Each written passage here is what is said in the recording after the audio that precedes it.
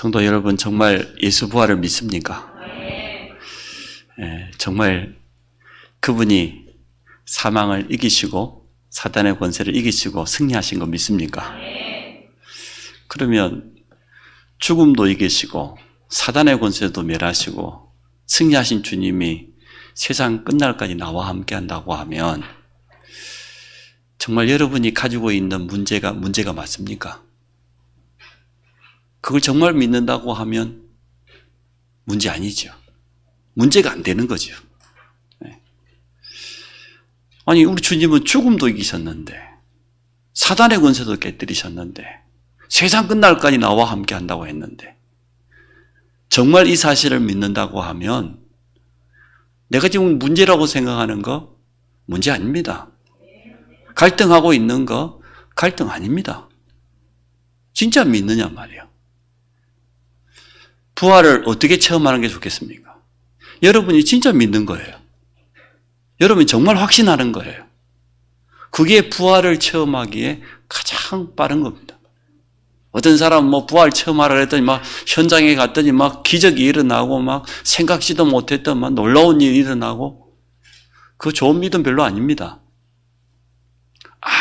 아무 일이 안 일어났는데, 특별한 일이 하나도 없는데, 나는 부활하신 주님이 나와 함께 하시기에 믿어졌다. 그 확신이 내게 왔다. 그게 부활을 가장 잘 체험하는 겁니다.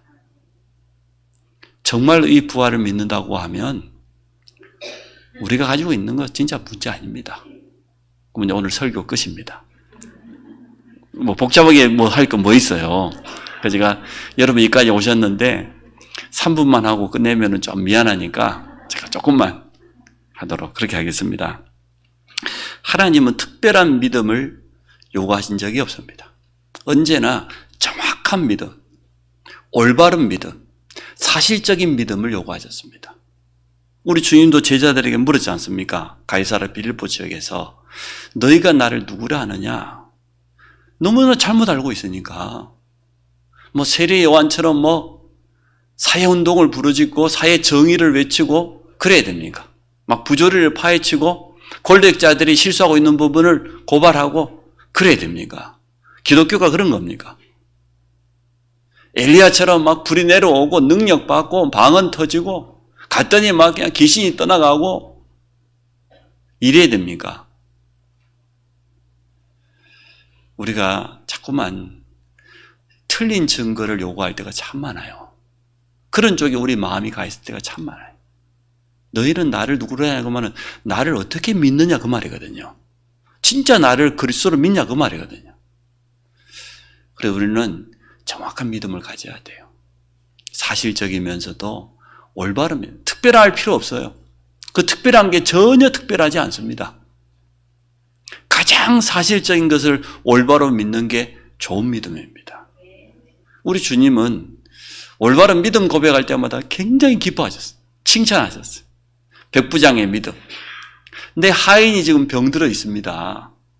내 하인을 고칠 수 없어서 주님이 앞장서라. 내가 너희 집에 가는데 하인을 치유해 주겠다. 뭐라고 합니까? 백부장이. 가실 필요 없습니다. 이 자리에서 말씀만 해 주십시오. 말씀만 해 주시면 우리 집에 있는 하인이 나을 줄로 내가 믿습니다. 우리 주님이 제자들에게 뭐라고 합니까? 백부장 보내고 난 다음에 내가 이스라엘 돌아보는 중에 저만한 믿음을 본 적이 없다. 말씀만 하옵소서. 그 믿음을 칭찬했어요.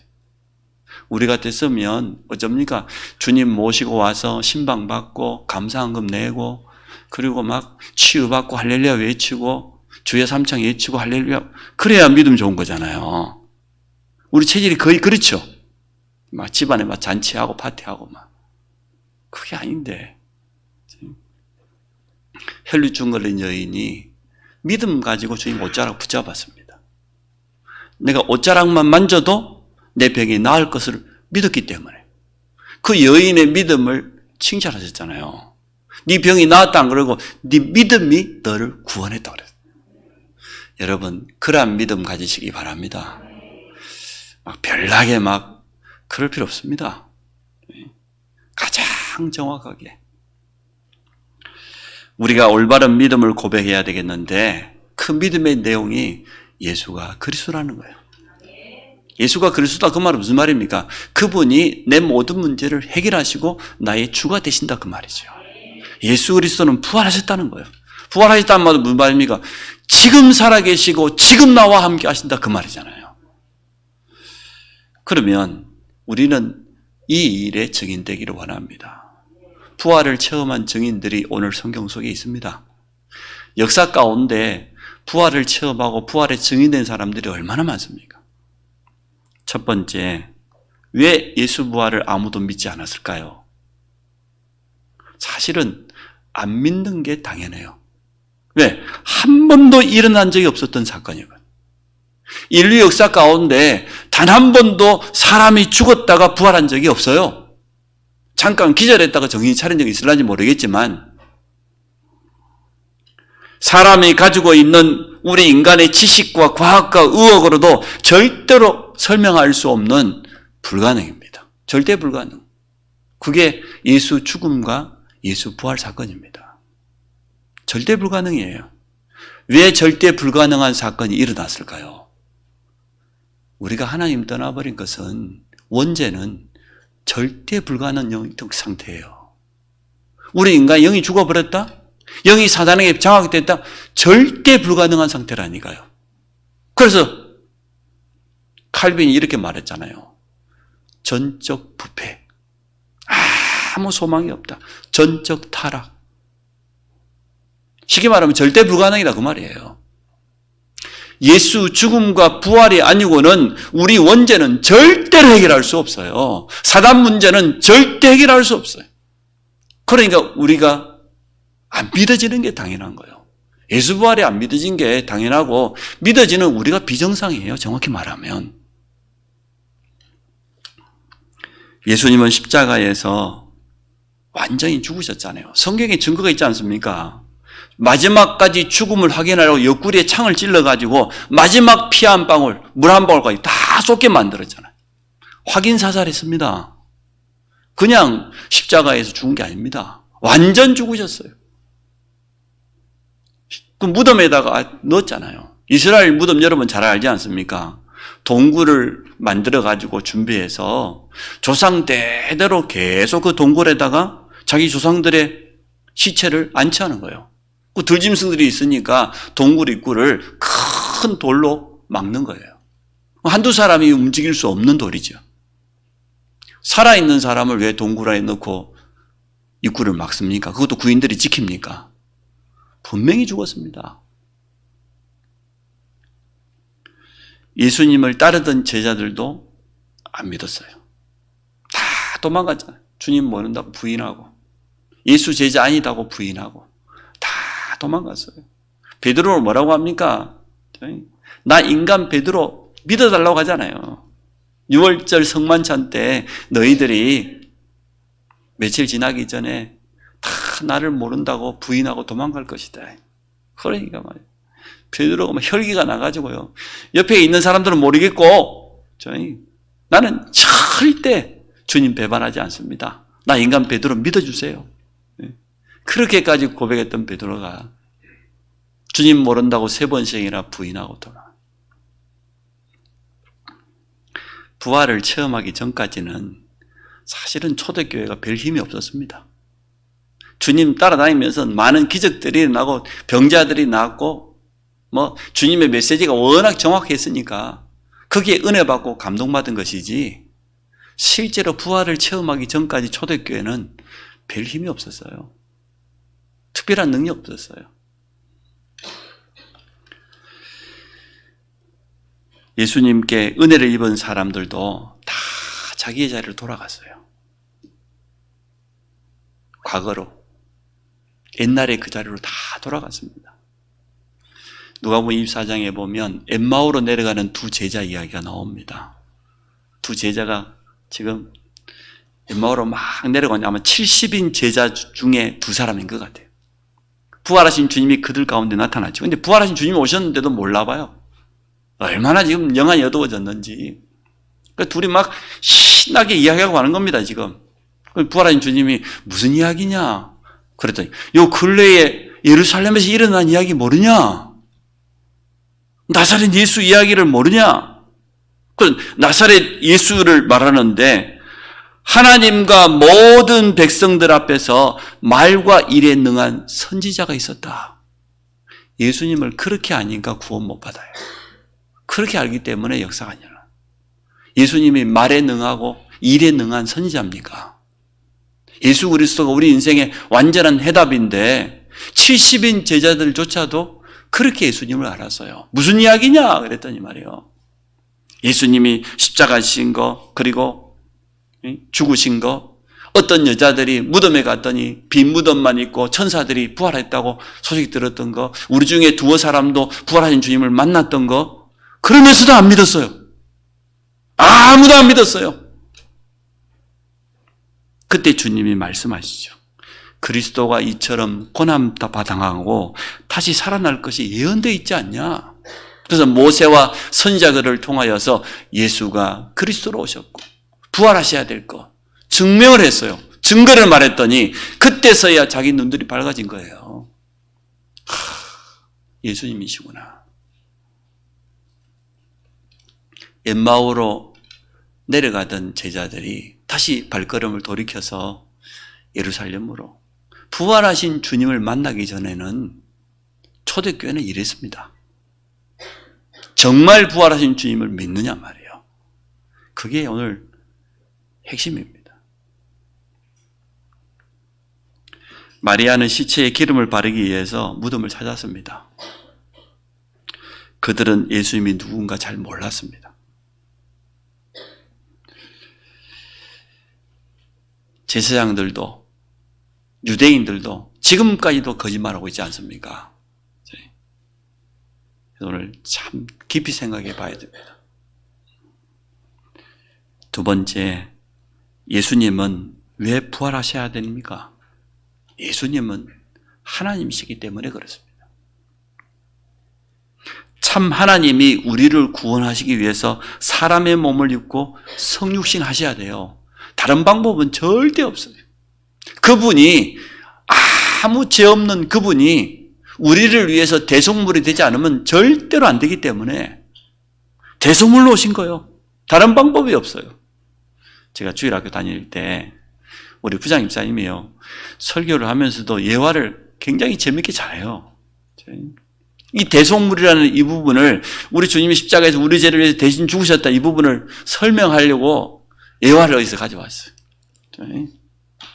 막 폭풍우가 몰아치는데 이 기찻길이 있는데 막 물이 너무 막 거세게 흘러내려오니까 기찻길이 길이 끊어져 버렸단 말이에요.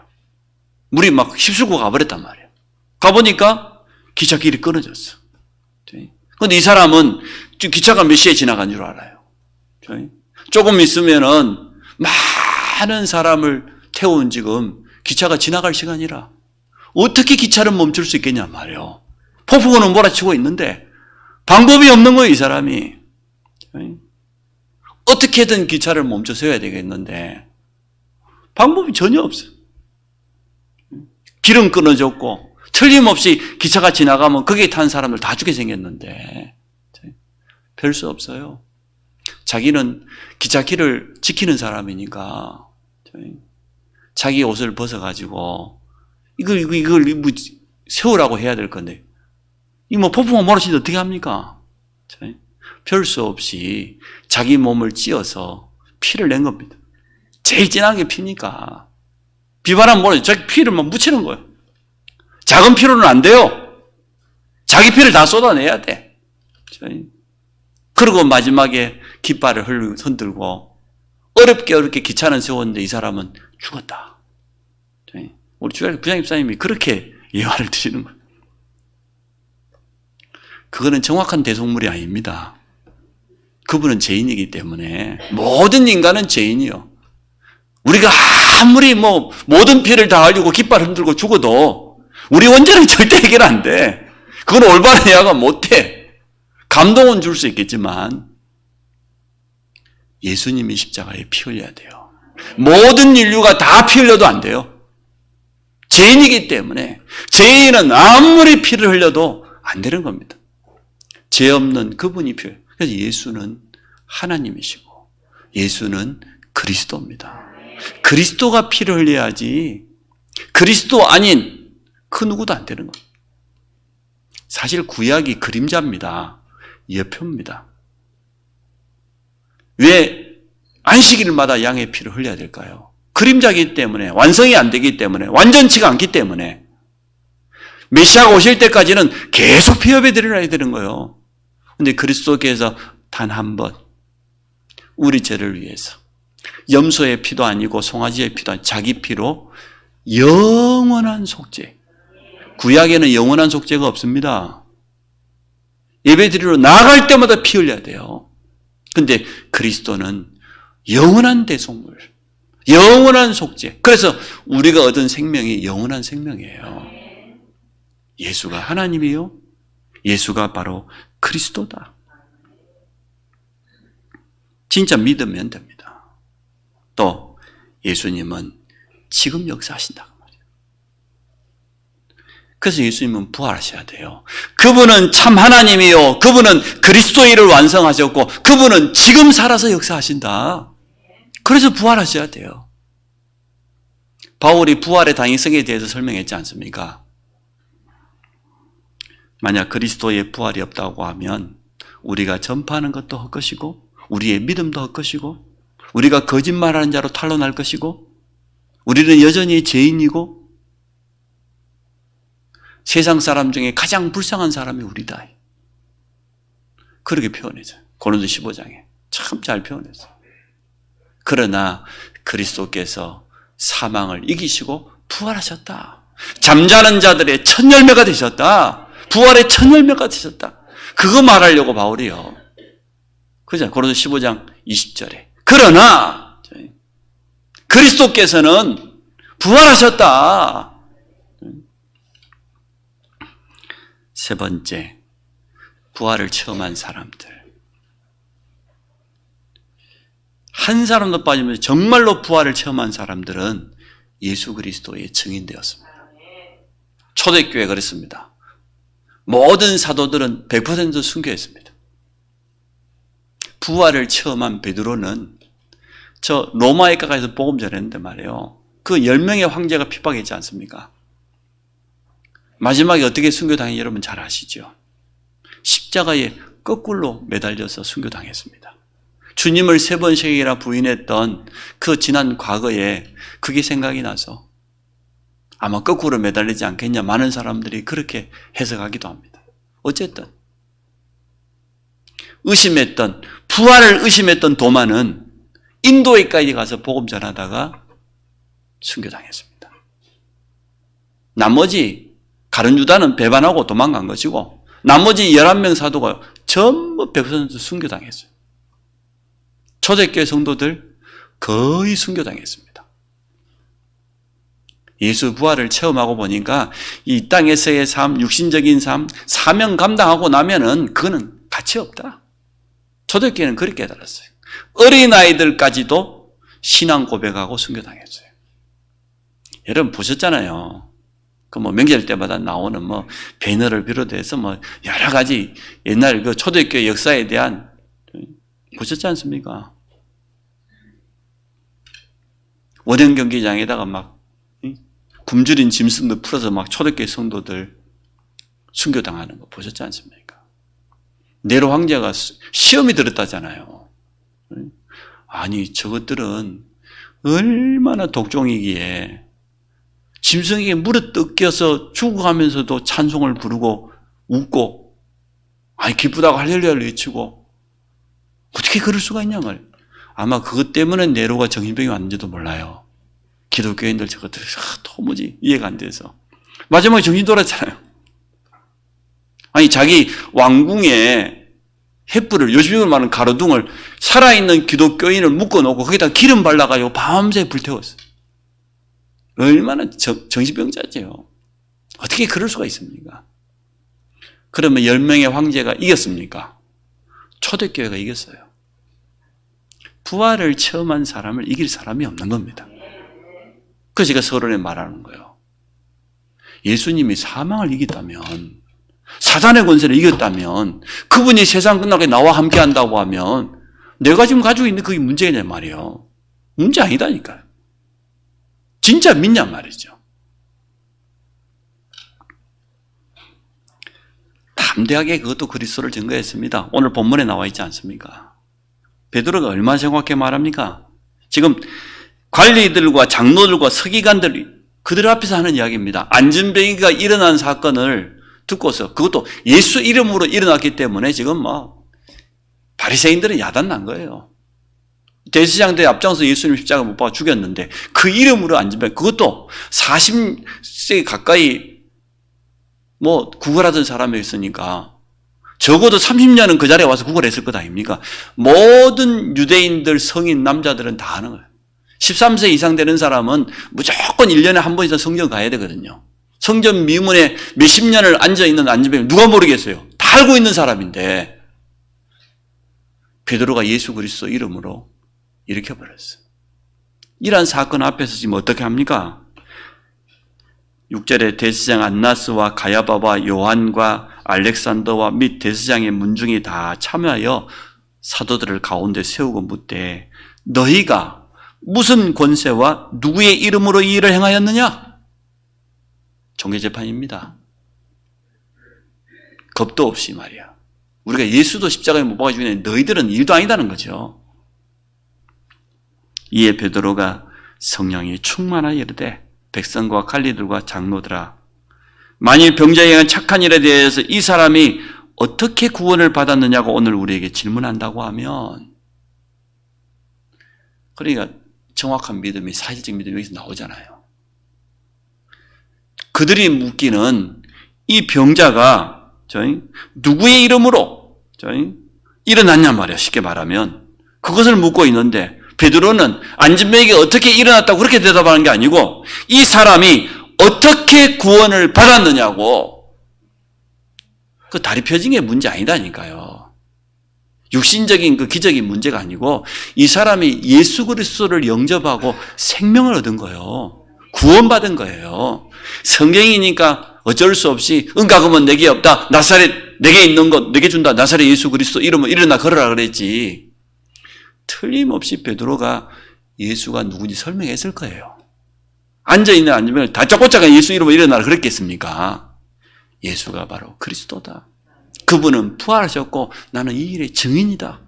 부활하신 주님이 나와 함께하는 것처럼 당신에게도 함께할 수 있다. 나사렛 예수 이름으로 일어나 걸어라 그랬겠죠. 이 사람이 복음을 듣고 감동이 되고 마음문을 열어서 영접한 겁니다. 그래서 어떻게 구원을 받았느냐고 보는 관점이 다르잖아요.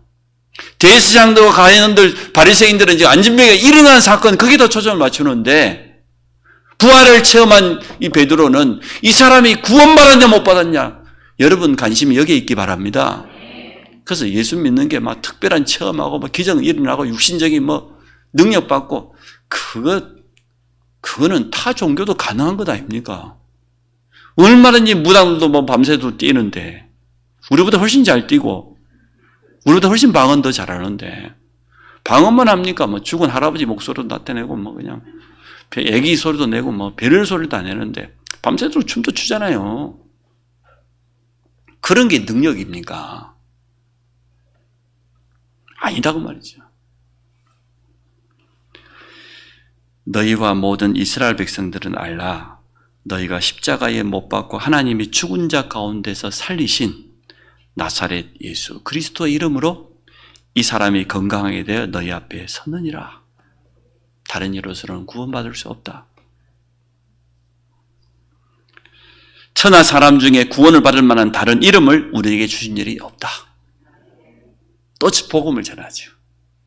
부활을 체험한 베드로는 다른 건 말하지 않습니다. 부활하신 그리스도를 가는 곳마다 말합니다. 계속해서.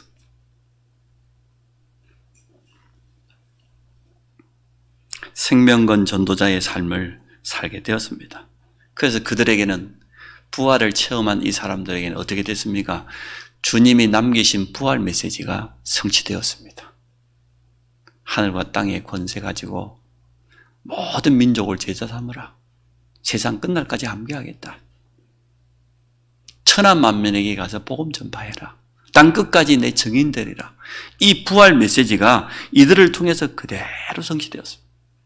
현장에다가 답을 주었습니다. 현장에 보니까 저주가 떠나갔어요. 안진뱅이를 봐도 그렇고 사마리아 땅을 봐도 그렇고 저주 재앙이 무릎 꿇어버렸습니다. 그게 부활하신 예수 그리스도의 이름입니다. 그 비밀, 이 사실을 제대로 믿으라 말이에요. 왜 그렇습니까? 우리 주님은 분명히 구름 타고 승천하셨는데 보좌 우편에 앉아 계신 주님이 그들과 함께 역사하니까 진짜 부활을 체험하고 믿는 자들이 가서 복음 전할 때에 보좌의 축복이 그 현장에 임한다고 말이에요. 성삼위 하나님의 능력이 거기에 임한다고 말이에요. 시공간을 초월하잖아요. 천국에서 우리가 이 땅에서 기도하고 이 땅에서 복음 전하는데 하늘에서 하나님이 응답하시고 주의 사자 천사를 보내서 전도를 도우시고 역사하지 않습니까? 시공간 초월하는 게 맞습니다. 지금도 그 보좌의 축복은 우리에게 임하게 되어 있습니다. 여러분 부활의 증인 되시기 바랍니다. 그래서 부활을 실제로 믿고 사실적으로 체험하시기 바랍니다. 237 나라 5천 종족 현장에 필요한 이름은 오직 예수입니다. 오늘 베드로가 말해요. 다른 이로서는 구원받을 수 없다. 천하 사람 중에 구원받을 만한 다른 이름 없다. 오직 예수. 이거 말해주기를 원합니다.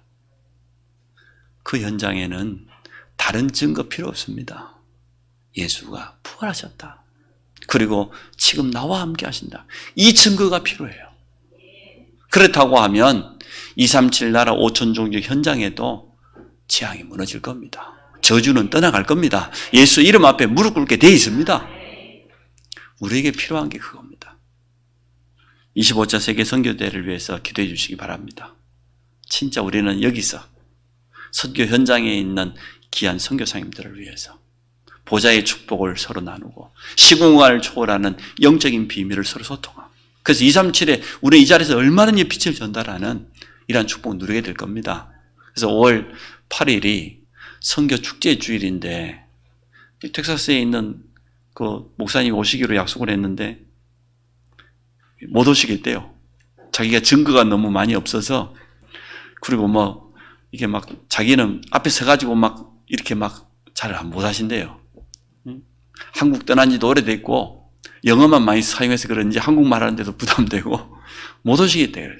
이제 선교 축제 주일날 지금 선교사님이 지금 오셔야 되는데 5월 15일 날은 오실 선교사님이 정해졌습니다.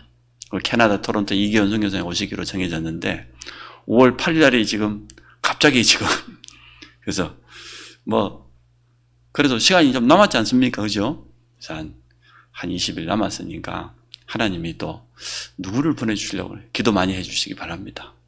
그래서 5월 8일 날 우리 교회에 오실 선교사님 하나님이 예비하실 줄로 믿습니다. 우리 선교사님들을 위해서 기도 많이 해야 됩니다. 정말 중국 현지에서 가장 선교 잘했던 그 선교사님들이 다 쫓겨났어요. 다 추방당했어요. 근데 우리는 전혀 그것 때문에 갈등하지 않습니다. 하나님은 언제나 더 좋은 계획이 중국 땅에 있어야만 선교하는 게 아니기 때문에 얼마든지 이 현장에서 더 중요한 사역 할 수 있다. 저희들은 그렇게 봅니다. 그래서 25차 세계 선교대회를 놓고 여러분 기도해 주시기 바랍니다. 기도하시지만 더 마음을 담아서 정말 기도해 주시고 또 이번에는 우리가 지금 오랜만에 우리 선교를 위해서 같이 좀 마음도 담고 헌신하는 그런 기회가 될 줄로 믿습니다. 5월 달만 지나고 나면 6월 달부터는 오후 예배를 회복하려고 합니다. 그래서 우리 5월 첫 주에는 우리 3부 예배는 에코원 사업 건축을 했는데 지금 감사 예배를 아직 못 드려서 드리게 될 겁니다. 또 5월 8일은 선교 축제를 하게 될 겁니다.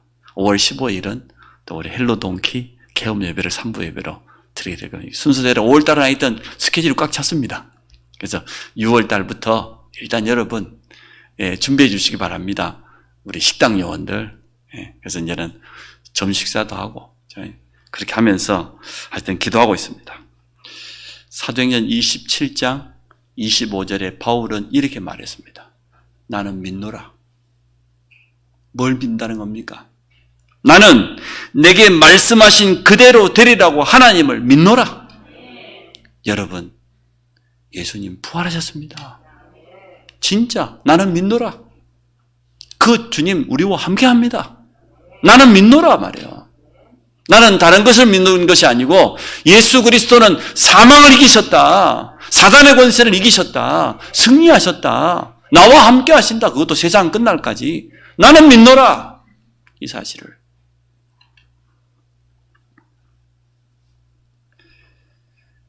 그래서 초대교회는 또 사도들과 특히 우리 전도자 바울은 어떻게 이렇게 담대하게 증거할 수 있었냐? 부활하신 주님을 체험했습니다. 그 일의 증인이었습니다. 그래서 오늘 진짜 여러분이 부활하신 주님을 체험해야 될 건 뭐냐? 나는 믿노라. 확신입니다.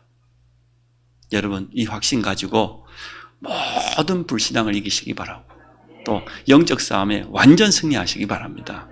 나는 부활의 증인이다. 나는 예수가 그리스도 되심과 그의 부활만 증거하게 될 것이다. 바울이 결단했지 않습니까? 고린도서 2장 2절에 나는 다른 거 절대 말하지 않겠다. 오직 예수 그리스도 그의 부활과 십자가만 자랑하겠다고 결단했습니다. 그랬는데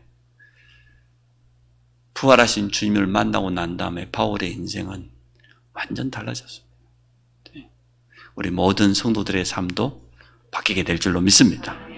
하나님, 오늘 우리 모든 성도들이 참된 믿음을 고백할 수 있도록 축복해 주심을 감사합니다. 우리 안에 모든 불신앙이 떠나가며 참된 믿음 가지고 영적으로 승리하는 모든 백성들 될 줄 믿습니다. 초대교회가 또 전도자 바울이 부활하신 그리스도를 체험하고 난 다음에 그 증거를 가지고 현장에 섰을 때 일어났던 그 역사가 우리에게도 체험될 줄로 믿습니다. 일평생 부활의 증인된 삶을 살아가도록 우리 모든 성도를 축복하여 주시고 여러 가지 질병으로 여러 가지 어려움 앞에 있는 성도들에게 오늘 이러한 믿음이 회복되도록 축복하여 주옵소서. 예수 그리스도 이름으로 기도합니다. 아멘.